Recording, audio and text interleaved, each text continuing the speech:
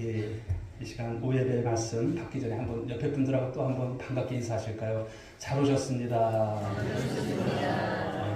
잘 오셨습니다.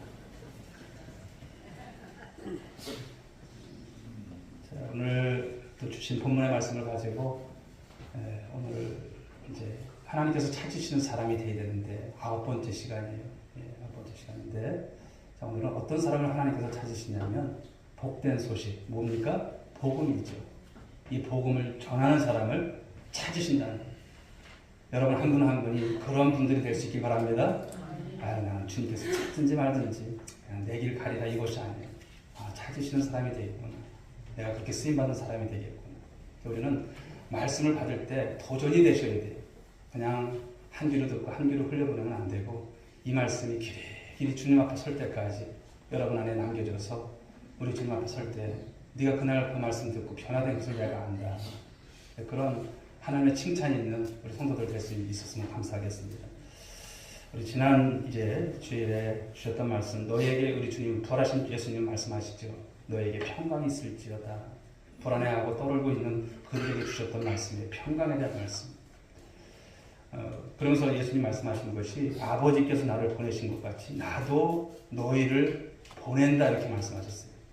자, 이것은 평안을 가진 자만이 어떤 증인이 될 수 있어요? 부활의 증인이 될 수 있는 거예요. 부활의 증인. 또 보냄을 받은 자는 반드시 무엇이 있어야 된다? 평강이 있어야 된다. 지난주에 이제 그런 말씀의 우리가 핵심을 함께 다뤘어요. 자, 오늘 우리가 나눌 말씀은요. 그 부활하신 주님의 관심이 있는데 그게 뭐냐 이거예요. 관심. 그것은 다른 것이 아닙니다. 파송입니다. 주님의 관심은 무엇이다? 파송. 보낸다는 거예요. 누구를? 바로 예수님을 믿는 자들을. 그리고 예수님의 제자들. 그리고 우리 오늘의 성도들을 주님께서 보내신다는 거예요. 파송하신다는 거예요. 그래서 오늘 21절에서 말씀이 어떻게 나오니까 보시면 나도 너희를 보내노라 말씀하십니다. 그래서 오늘 부활하신 주님의 관심은 이 제자들을 그냥 같이 있는 게 아니에요. 보내신다는 거예요. 떠나보내신다. 그래서 부활승 전하실 때도 예수님이 제자들에게 어떤 말씀을 하셨어요? 가서 모든 제자로 모든 족속으로 제자를 삼으라 이렇게 말씀하셨어요. 가서 너희들이 알아서 해 이것이 아니에요. 분명하게 그들에게 해야 할 사명을 인식시키고 그들을 보내셨다는 거예요. 마태복음 28장 말씀 보실까요? 28장 19절 상반절에 우리 같이 읽어봅니다. 시작. 너희는 가서 모든 민족을 제자로 삼아. 너희는 가서 계속 가라 이런 말씀인 거예요.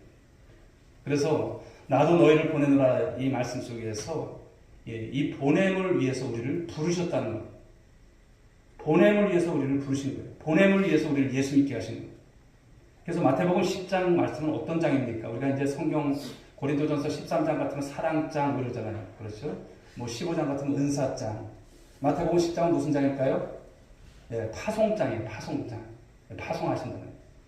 예수님께서 몇 명의 제자를 파송하세요? 12명의 제자를 부르셔서 그들에게 권능을 주시고 파송하시는 그 말씀 내용이 마태복음 10장에 있습니다. 자, 10장 1절 말씀 한번 보실까요? 읽어보겠습니다. 시작. 예수께서 그의 12 제자를 부르사 더러운 귀신을 쫓아내며 모든 병과 모든 약한 것을 고치는 권능을 주시니라. 아멘. 예수님은 제자들에게 더러운 귀신을 쫓아내고 모든 병과 악한 것을 고치는 무엇을 주셨어요? 권능을 주셨다는 거예요. 자, 그러면서 마태복음 10장 6절의 말씀 또 한번 보겠습니다. 읽어봅니다. 시작. 이스라엘의 집에 잃어버린 양에게 가라. 양에게 가라. 예수님께서 왜 제자들을 부르셨을까요? 왜 제자들에게 더러운 귀신을 쫓아내고 모든 병과 모든 악한 것을 바로 고치는 권능을 주셨는가라고 하는 거예요. 바로 이스라엘의 잃어버린 그런 양에게로 보내기 위해서 그런 권능을 주셨다. 그런 권세를 주셨다. 이런 말씀입니다.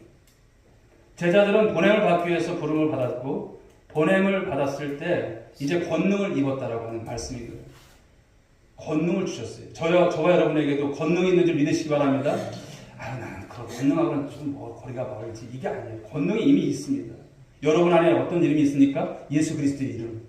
권세 있는 이름. 할렐루야. 이 권세 있는 이름을 주신 거예요. 예수 이름의 권세가 있는 거예요.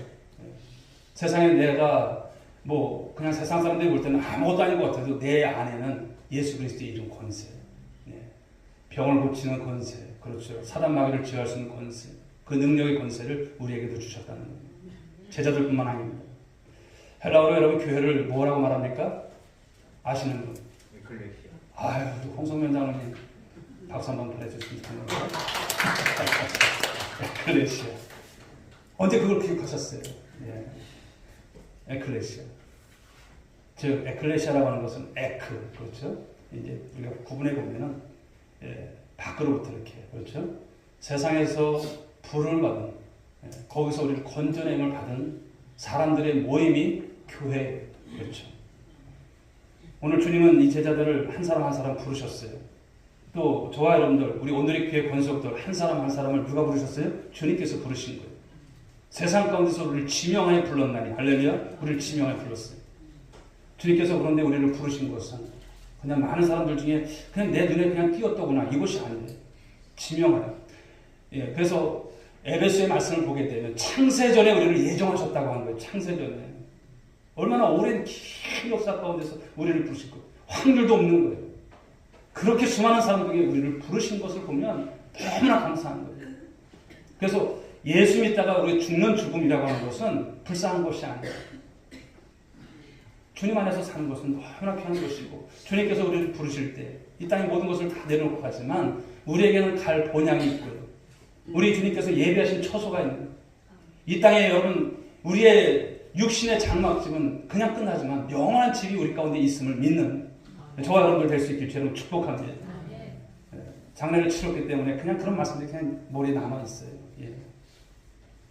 그리고 우리 주님께서 이 땅에서 그냥 예수 믿다가 곱게 믿다가 와, 이게 아니에요.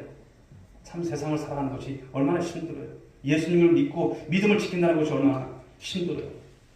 주님께서 우리를 부르신 것은 늘 당신 곁에 우리를 두시고 수종들게 하려고 우리를 부르신 것이 아니에요. 붙잡아 두기 위한 것이 아니에요. 우리를 연단하고 때로는 훈련시키셔서, 때로는 알게 하셔서, 때로는 질병 가운데, 때로는 고난 속에서, 때로는 자식의 문제로, 때로는 우리의 육신의 문제로, 때로는 사업의 문제로 많은 아픔과 고통이 있지만 그런 모든 것이 여러분 나를 하나님 앞에 세우기 위한 하나님의 전략이시죠. 그런 과정이 있기 때문에 우리가 주님을 떠나지 않을 수밖에 없는 거예요. 이렇게 해서 우리를 훈련시키시고 연단시켜서 그냥 좋다, 우리끼리 있자, 이것이 아니에요. 또다시 우리를 보내신다는, 보내시기 위한 힘을 말씀하고 있어요. 자, 그렇다면 우리가 이렇게 주님께서 우리를 불러내시고 구원받게 하시고 보내시는데 그 보냄을 받는 곳이 어딜까요? 보냄을 받는 곳은 세상입니다. 세상으로 가는 거예요. 자, 요한복음 17장 18절 말씀 읽어볼까요? 시작. 아버지께서 나를 세상에 보내신 것 같이 나도 그들을 세상에 보내었고. 아멘. 주님께서 우리를 보내신 곳은 교회가 아니에요. 교회에 와서는 우리가 은혜 받고, 교회에 와서는 우리가 성령 받고, 교회에 와서는 우리가 말씀으로 충만하고, 그리고 여기서 우리가 그냥 우리끼리 꿍짝꿍짝 이렇게 안 해요. 우리끼리 찬양하고 모이면 반갑고 물론 좋죠. 그러나 여기서 오늘 밤 지냅시다 할 때 목사님 그렇게 합시다. 그럴 분 있어요? 예배 끝나면 그냥 불이 났게 가요. 그렇죠? 가죠. 무엇입니까? 세상으로 보내신다는 거예요. 우리가 거할 곳은 물론 교회 안에서 은혜의 충만을 받고 이곳에서 떠나요. 신앙생활의 무대가 그래서 어디입니까? 여러분, 교회가 아니라 세상이라고 하는 말씀을 주시는 거예요. 종교개혁자 마틴 루터 그리고 그의 후예들은요, 이제 주일 오전 예배를 마친 후에 오후에 교회의 출입문을 잠그는 일종의 폐문 의식이 있었어요. 문을 닫아버리는 거예요. 오늘 교회에 나와서 하나님을 예배함으로 힘을 얻고 성도와의 교제를 통해서 위로를 받고 그 은혜를 얻었다면 이제 흩어진 교회로 나아가라는 것을 말씀하는 거예요. 흩어진 교회로. 은혜를 받았다면 다시 세상으로 나아가야 한다는 것을 말씀하는 거예요. 세상 속으로 들어가 흩어진 교회, 그 사명을 한 사람 한 사람이 교회잖아요. 여러분 안에 성령이 거하시는 존재를 여러분 아시죠? 여러분이 교회예요. 그러므로 여러분들이 세상에 나가서 흩어진 교회의 사명을 감당해야 하는 거예요. 우리도 예배를 드렸다면 어디로 가야 됩니까? 세상으로 가는 거예요. 그래서 우리의 삶의 현장이 이제는 그곳이 바로 교회가 되게 하는 거예요. 너무나 중요합니다. 우리의 삶이 이제 하나님께 드려지는 예배가 되어져야 한다는 거예요. 그게 본론인 여러분 예배는 세상에서 이제 드려지는 삶이 예배가 되셔야 돼요. 그러므로 진정한 예배는 우리가 드려지는 이 공적 예배 후에 시작된다 이렇게 생각하셔야 돼요. 그곳에서 하나님께서 기뻐하시는 찬양이 있으시고 은혜가 있으시고 기도가 있으시고 또 받은 말씀을 가지고 여러분 많은 분들을 섬기는 그런 모습으로 드려지는 여러분들 한 분 한 분 될 수 있길 주로 축복합니다. 자, 그런데 우리가 보냄을 받는 세상이 어떻습니까? 그냥 만만합니까? 만만한 세상 아니에요. 세상이 신이 지배하는 그런 세상입니다. 육신의 정욕, 안목의 정욕, 이생의 자랑이 가득한 곳입니다. 음란과 부정이 있고 미움과 갈등과 이런 반목이 있는 곳이 세상이에요. 어그러지고 그리고 거스르는 곳이 세상이에요. 빛이 필요할 만큼 어둡고 소금이 필요할 정도로 부패되어 있는 곳이 세상이에요. 너희는 세상의 빛이라 소금이라 말씀을 주신 것이 왜인지를 아셔야 돼요. 세상이 여러분 밝음이 아니에요. 어둠입니다. 세상이 여러분 정말 어떻습니까? 맛을 낼 수 없는 그런 여러분 가득한 세상이에요. 그 여러분들이 세상에 나가서 맛을 내시라는 거예요. 그래서 예수님은 12제자를 파송하시면서 마태복음 10장 16절 상반절에서 이렇게 말씀을 하시죠. 읽어봅니다. 시작. 내가 너희를 보냄이 양을 이리 가운데 보냄과 같도다. 무슨 말일까요? 성부와 세상의 관계는 마치 양과 이리와의 관계가 같다 이런 말씀인 거예요. 양이 여러분 온순하잖아요. 우둔해요.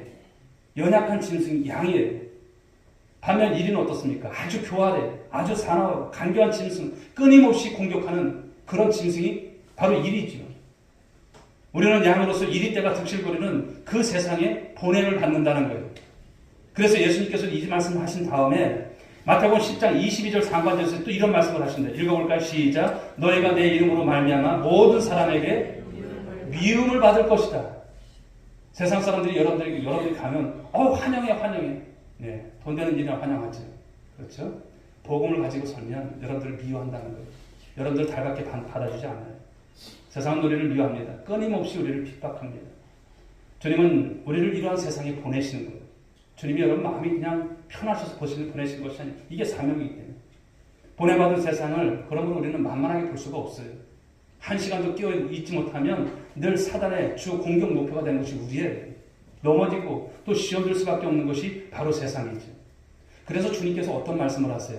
시험 들 수밖에 없고 넘어지고 끼어들 수밖에 없는 우리들에게 주시는 말씀. 마태복음 26장 41절 상반절 읽어볼까요? 시작. 네. 무엇에 들지 않게 해서? 시험에 들지 않게 해서. 무엇하라? 기도하라. 여러분들 잘 생각하셔야 돼요. 기도 없으면요. 시험 잘 들어요? 안 들어요? 잘 들어요. 여러분들 한번 돌아보셔야 돼요. 나는 기도 생활 어떻게 하나? 시험 들지 않기 위해서. 만만한 세상이 아니에요. 기도 없으면 그냥 도매 꿈으로 넘어가는 거예요. 기도 없으면요. 마귀가 여러분들 그냥 북치고 장구치고 잘 할 거예요. 분별력이 있어요? 없어요? 기도하지 않으면 분별력 없어요. 그런 세상이에요. 그러므로 우리는 쉬지 말고 기도하라. 그 말씀을 꼭 기억하셔야 돼요. 기도를 쉬는 것은 무엇입니까? 죄예요. 사무엘의 고백만이 아니에요. 이게 죄라고 하는 것을 우리는 인식하셔야 돼요. 내가 기도 생활이 멈춰있다. 죄 짓는 거예요. 어떻게 해서든지 기도에 여러분 그 자리를 지키십시오. 내가 기도할 자리에서 정말 하나님께 부르짖는 여러분들 되실 수 있기 바랍니다. 그러면 하나님이 열어주세요. 그러면 하나님께서 복 주세요. 그러면 하나님께서 알게 해주시고요. 열어주실 것이에요. 선다싱은 이 교회와 세상과의 관계를 이렇게 비유를 했어요. 세상은 바다와 같고 교회는 배와 같다. 이런 말을 했어요. 여러분 배는 어디에 있어야 할까요? 배는 산에 있어야 되면 안 돼요. 배는 바다에 있어야 돼요. 이 배는 바다에 있어야 합니다. 마찬가지로 교회는 어디에 있을까요? 세상에 있어야 한다는 것을 말씀하는 거예요. 만일 바다에 떠있는 배가 암초를 만나거나 그 배에 구멍이 뚫려서 물이 안으로 들어오면 어떻게 될까요? 여러분 타이타닉호가 그 대서양에서 침몰하는 것을 보십시오. 그 빙산에 충돌하면서 구멍이 나는 거예요. 큰 배가 침몰하는 것이죠. 우리는 이 바다의 물이 배 안으로 들어오지 못하게 합니다. 다시 말하면 교회는 바로 세상 속에 있어야 하지만 바로 세상과 교회는 구별돼야 함을 말씀하는 거예요. 그 거룩함을 지켜내야 한다는 것을 말씀하는 거예요. 여러분들이 성결 때 하는 말씀하는 거예요. 오전에 주셨던 말씀들도 동일한 거예요. 우리가 여러분 그 구별을 못하면, 이단을 구별을 못하면, 이것인지 저것인지 모르면 안 된다는 거예요. 그래서 여러분들이 어쨌든 말씀 안에 붙잡히셔야 돼요. 시간이 되면 여러분 말씀을 보십시오. 시간을 되면 여러분 하나님께 대해서 우리가 더 알아가려고. 여러분 오늘 요즘 얼마나 좋아요. 유튜브 방송도 많이 있잖아요. 그러나 잘 선별해서 보십시오. 말씀을 가까이 하는 생활을 좀 가끔 여러분 많이 이렇게 하시고, 또 여러분들이 가급적이면 기독교 서점도 한번 가셔서 좋은 책들 참 많아요. 제가 알려드릴까요? 우리 서촌에 없습니까? 저 개복동교회 밑에 가보면 개복동 서점 있어요. 거기도 한번 군산 가면 한번 들러서 좋은 책들 좀 한번 사보시기도 하고, 영혼의 양식이죠. 말씀을 가까이 하는 생활, 이런 생활들을 좀 하셨으면 좋겠어요. 평생 가도 한 해가 가도 책하고는 거리가 먼 삶이 아니라 내가 그래도 시력이 되고 또 말씀을 읽을 수 있는 그런 곳이 되면 그런 책도 참고해서 보시고 깊어지는 모습들이 좀 필요한 점이 있습니다. 그렇습니다. 다시 말하면 교회는 세상 속에 이제 있지만 세상과 구별되어야 한다는 것. 즉 십자가 부활의 능력으로, 성령의 능력으로 세상을 정복할지언정 세상에 여러분들이 정복당해서는 안 된다는 거예요. 세상에 정복당해서는 안 된다. 오늘 주님이 어떤 말씀을 하십니까? 나도 너희를 보내노라 이렇게 말씀하셨어요. 우리는 보냄을 받은 자인 줄 믿으시고 고백할 수 있기 바랍니다. 하늘과 땅에 이 권세를 가지신 주님이, 아니 교회의 머리가 되신 그 주님이 우리를 세상 가운데 보내신다는 거예요. 믿으시면 아멘 하시기 바랍니다. 그러므로 가야 합니다. 주님 지난주에 많이 갔어요. 좀 안 갔으면 좋겠어요. 이런 것이 아니에요. 가야 하는 거예요. 바로 이 때가 우리를 기다리고 있을지도 모르고요. 세상의 미움과 환란이 우리를 기다린다 할지라도 우리는 가야 된다, 안 가야 된다? 가야 된다는 거예요. 가기 싫을 때가 있어요. 하고 싶지 않을 때가 있어요. 나 좀 제발 그만 내버려도 하고 싶을 때가 있어요. 그러나 그럴 때 우리 주님께서 어떤 말씀을 하셨는가? 나도 너희를 보낸다. 주님, 내가 몸이 이렇게 아프고 참 힘들어요. 그럼에도 주님이 나를 보내시니 주님, 제가 그곳에 가서 주님의 일을 감당할 수 있도록 은혜를 주세요. 믿음을 주세요. 성령의 충만함을 주세요. 네. 그런 모습이 됐으면 좋겠습니다. 만약 우리가 세상을 향해서 나가지 않는다면 하나님은 우리에게 무엇을 주실까요? 환난을 주세요. 더 큰 환난을 주시고 더 큰 핍박을 통해서라도 우리를 흩으실 거예요. 주의 일 아버지, 우리가 주님 앞에서 주님의 일을 하지만 하지 않고 우리가 그냥 설렁설렁 가면요, 주님께서 언젠가는 우리를 그냥 내버려두지 아니하시더라고요. 하게끔 할 수밖에 없는 그런 환경을 주시더라고요. 성경을 보시게 되면 예루살렘 교회가 그 모습 아닙니까?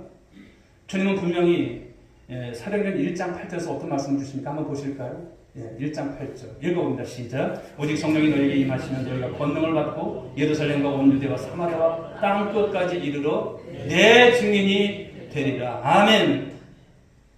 하지만 그들이 나아가지 않았어요. 흩어지지 않았어요.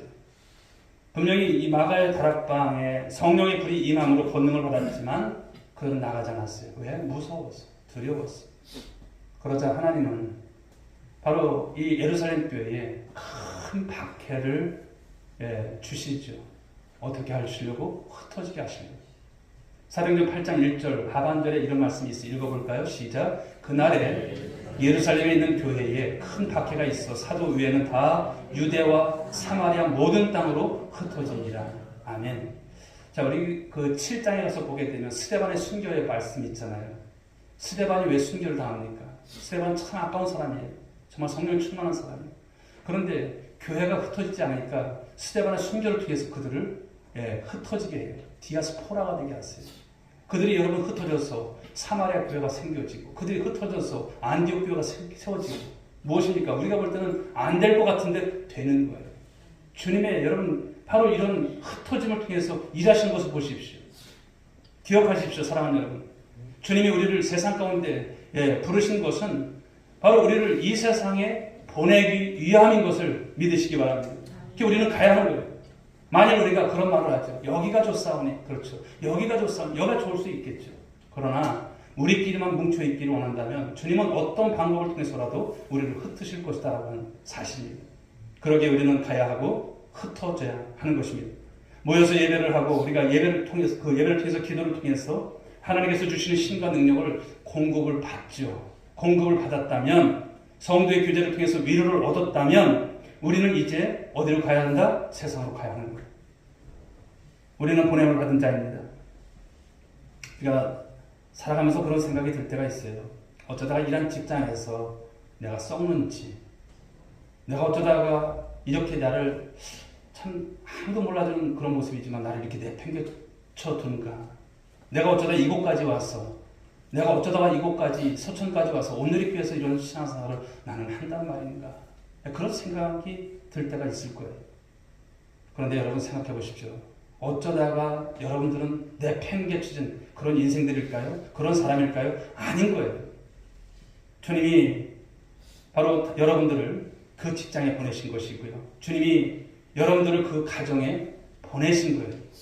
주님이 여러분들을 그 일터와 그 모임과 그 공동체 가운데, 때로는 여러분들 서천에 오래 사셨으니까 그렇지만 어떻습니까? 바로 여러분들 동창들 많잖아요. 그 모임에 보내시는 거예요. 예. 이런 생각을 좀 가지셔야 돼요. 미움받고 억울한 일을 당하고 핍박을 받을 때마다 나를 이곳에 이 자리에 보내주신 누구? 주님을 생각하시라는 거예요. 오늘도 이 시간에 우리가 예배를 드리지만 내가 오늘 이렇게 성도가 된 것은 참 우연일까? 아닌 거예요. 우연 아닙니다. 하나님께서 우리를 불러주셨고 또 함께 이제 주의 나라와 의의 나라, 즉 여러분 하나님께서 제사장 나라를 삼으시려고 저와 여러분들을 부르신 줄 믿으시기 바랍니다. 그러므로 우리는 나는 주님께로부터 보냄을 받은 자라고 하는 이 분명한 정체성 잃지 말라는 거예요. 우리 주님께서 나를 보내셨구나. 오늘도 이 예배를 끝마치면 내가 세상에 가는구나. 그런 생각을 가지시고 당당하게, 할렐루야, 당당하게 사십시오. 우리 옆에 분들에게 한번 얘기해 주세요. 우리 당당합시다. 당당합시다. 왜? 내가 예수를 믿기 때문에 당당하신 거예요. 나를 세상 가운데 보내신 분이 누구시다? 우리 주님이신 거예요. 당당하십시오. 그냥 기주고 살지 마시고, 기펴시고, 뭐 있어? 그럼 나 있어. 그렇게 말씀하세요. 뭘만 있어? 그럼 그것보다 더한 거 있어. 난 예수가 있어. 할렐루야. 그런 여러분 배짱이 있으셔야 돼요. 이 믿음 가지고 하는 거예요. 근데 오늘 부활하신 이 주님의 또 다른 관심이 있는데 그게 뭐냐면 성령을 받는 거예요. 무엇을 받는 거? 성령 받는 거. 자, 20장 22절의 말씀 읽어보겠습니다. 시작. 이 말씀을 하시고 그들을 향하사 승을 내시며 승을 이르시되 성령을 받으라. 예. 승을 내시며, 그렇죠. 승을 내시며. 승을 내시는 게 아니에요. 승을 내시며. 오늘 부활하신 우리 주님은요, 아버지께서 나를 보내신 것 같이 나도 너희를 보낸다 이렇게 말씀하셨어요. 그런 말씀하시는 후에 어떤 말씀을 하셨어요? 성령 받으래요. 성령 받으라. 이것은 여러분 받을까 말까, 받을지 말지 네가 알아서 받아 이것이 아니에요. 무슨 말씀이에요? 명령형이에요. 성령 받아! 이러는 거예요. 성령 받아. 할렐루야. 성령 받으라는 거예요. 성령은 여러분 받아도 되고 안 받아도 되고 뭐 때가 되면 주실든지 말든지 이게 아닌 거예요. 받으라는 거예요. 반드시 받아야 한다는 거예요. 바로 이 말씀인 거예요. 에베소 5장 18절의 말씀을 보게 되면 사도 바울도 이 에베소 교회 이 성도들에게 편지하면서 이렇게 말을 하죠. 보실까요? 같이 읽어봅니다. 시작. 술 취하지 말라. 이는 방탕한 것이니 오직 성령으로 충만함을 받으라. 아멘. 자, 이 말씀 역시 권면이에요? 명령이에요? 명령이에요. 라가 들어가 있잖아요. 받으라 이렇게 말씀하셨어요. 권면이 아니에요. 받든지 말든지 이렇게 주님 말씀하지 않았어요. 받으라 이렇게 말씀하셨어요. 성령을 받는 것, 성령의 충만을 받는 것이 바로 주님의 명령이라고 하는 말씀이죠. 그런데 사람들은 도둑질을 하고 간음죄를 짓는 것은 죄라고 생각하면서도 성령의 충만함을 받지 않는 것은 죄라고 생각할까요? 죄라고 생각하지 않아요. 그것은 신앙생활 잘하는 사람, 예배생활 잘하는 사람, 기도생활 잘하는 사람, 오래 다닌 사람, 그런 사람들이 받는 거고 나는 아니겠지. 아닌 거예요. 기억하십시오. 성령을 받지 않는 것, 성령을 충만받지 않는 것은 모두가 무엇이다? 죄라고 하는 거예요. 기도하지 않는 게 뭐다? 죄예요. 성령 받지 않는 게 뭐다? 죄라고 하는 말씀인 거예요. 부활하신 주님의 관심은요, 세상에서 여러분들이 잘 되고 형통하고 성공하는 게 아니에요. 돈이 아닌 거예요. 무엇이다? 성령을 받는 것이다. 할렐루야. 성령 받는 것이다. 성령의 충만을 받는 거예요. 그러므로 이 부활의 주님을 믿는 성도라면 반드시 성령을 받아야 하는 것입니다. 성령 충만을 받아야 하는 것을 말씀합니다. 그렇다면 왜 성령 충만을 받아야 될까요? 왜 성령 충만을 받아야 될까요? 왜 우리가 성령을 받으라고 우리 주님께서 이렇게 말씀을 하실까라고 하는 거예요. 바로 이것은 성령의 충만을 받아야 우리가 어떤 증인이 될 수 있어요? 부활의 증인이 될 수 있다고 하는 말씀인 거예요. 부활의 증인. 여러분 제자들을 보십시오. 그들은 주님이 잡히시는 날 여러분 어떻습니까? 다 도망갔어요. 어떻게 그렇게 한 사람도 남지 않았을까? 그런 생각이 들어요. 우리가 그때 있었으면 우리는 어땠을 거예요? 나는 주님과 함께 했을 것이다. 그런 분 있으실까요? 저도 그렇고 여러분들도 그렇고 없었을 거예요. 왜? 아직까지 성령 받기 전에 그들이었어요. 주님 앞에서 주님, 베드로 그러죠. 난 주님 안 떠날 거예요. 다른 사람들 다 떠날지라도. 근데 베드로 어떻습니까? 부인하잖아요. 3번씩이나. 그게 사람이에요. 그게 성령 받기 이전의 모습인 거예요. 용기는 있었지만 정작 그 주님께서 십자가에서 이제 달려 들어가실 때 한 사람도 남잖아요. 그런데 여러분 그들이 어떻습니까? 오순절에 무엇을 받아요? 성령의 충만을 받아요. 그리고 그들이 어떻게 되었습니까? 두려워하지 않아요. 자기를 잡아 죽이려 하는 그런 사람들 앞에서도 담대하게 다시 사신 누구를? 예수님을 증거하는 모습으로 변하게. 오히려 예수의 이름 때문에 농임을 받고 합당하게 여기고 기뻐했다 이렇게 성경은 말씀하고 있습니다. 그들은 죽음을 두려워하지 않았습니다. 핍박도 두려워하지 않았습니다. 자기를 잡아 죽이려고 하는 이 관원들도 두려워하지 않는 모습으로 그들이 변화되었습니다. 사랑하는 여러분, 왜 우리가 성령을 받아야 하고 왜 우리가 성령의 충만을 받아야 합니까? 바로 그것은 주님께서 우리에게 맡겨주신 바로 사역이 있고 사명이 있기 때문에 그래요. 그 사역과 사명을 감당하는 것이 쉬워요? 때로는 여러분 하고 싶지 않아요. 좀 교회와 좀 거리를 두고 신앙생활 했으면 어떨 땐 그런 생각도 들어요. 내가 왜 권사가 돼가지고 내가 왜 집사가 돼가지고 내가 왜 장로가 돼가지고 내가 왜 목사인 저도 그런 생각이 들 때가 있는데 하물며 여러분 성도가 아니겠습니까? 어떨 땐 좀 쥐고 싶을 때도 있어요.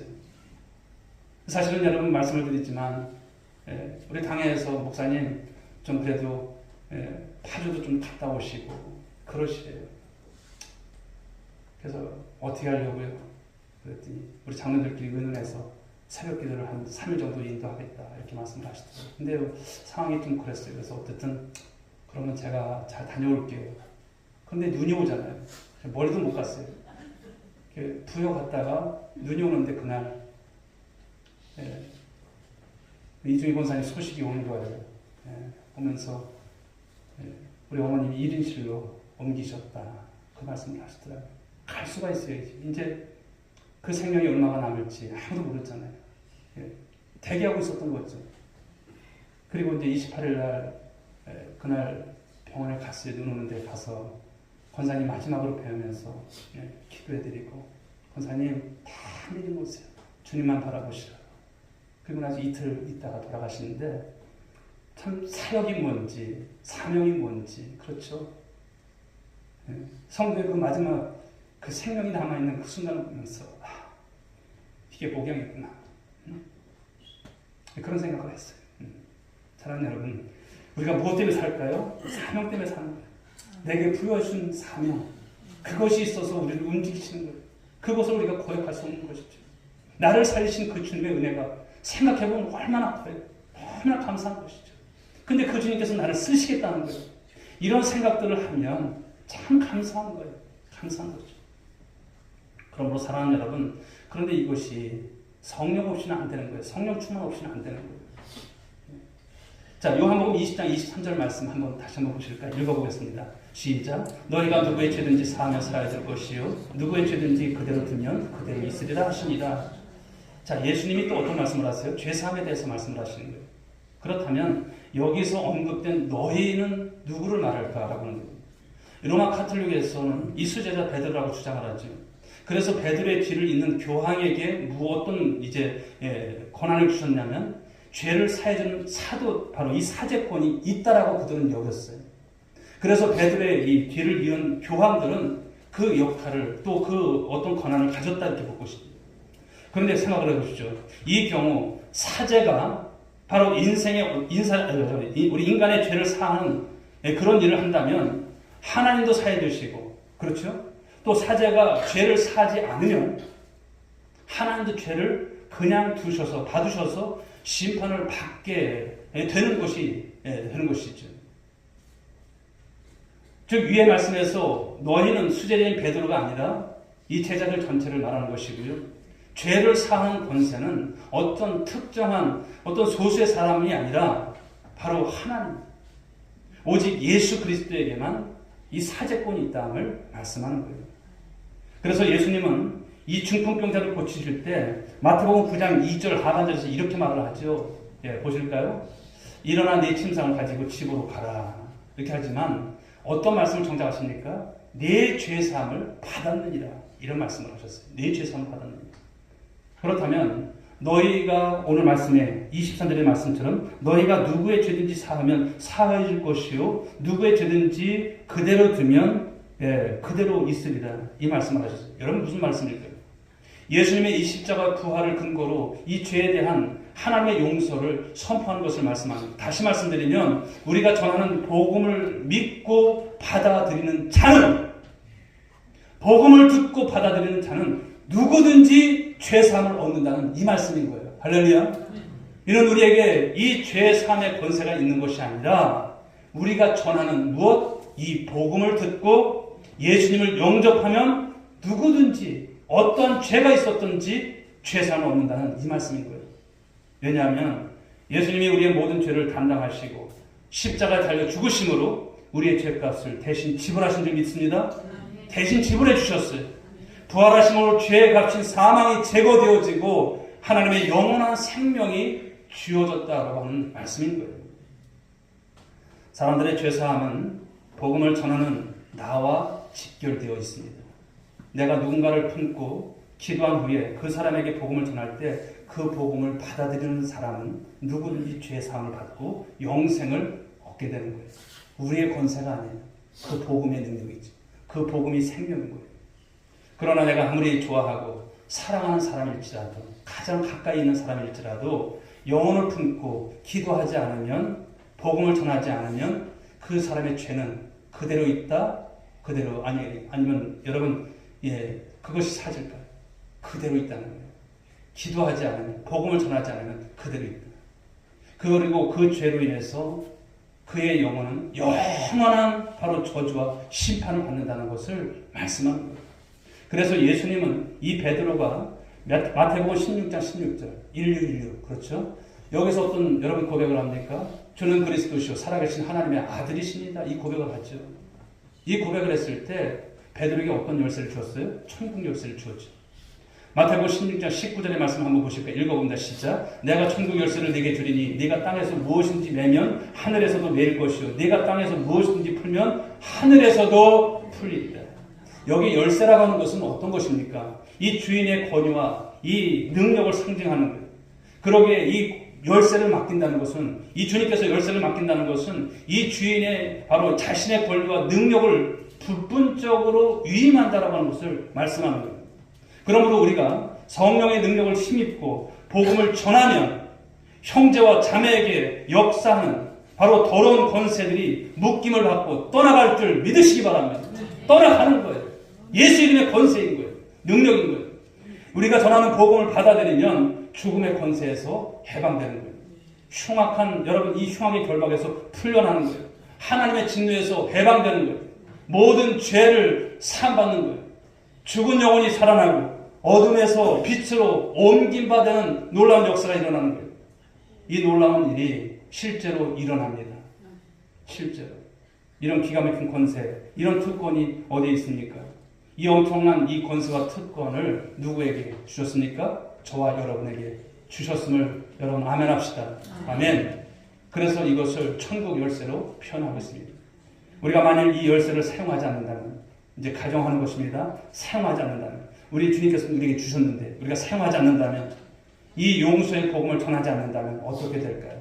자, 20장 23절 하반절 읽어볼까요? 누구의 죄든지 그대로 두면 그대로 있으리라. 그 사람은 여전히 죄 가운데 있게 된다는 거예요. 여러분이 이 용서의 복음을 전하지 않으면, 사용하지 않으면, 이 용서의 복음을 선포하지 않으면 당신이 그토록 사랑하는 부모일지라도, 여러분들이 그토록 사랑하는 형제자매일지라도, 여러분들이 사랑하는 정말 생태 같은 자식일지라도 하나님과 원수된 상태로 그대로 있을 것이다. 이런 말씀인 거예요.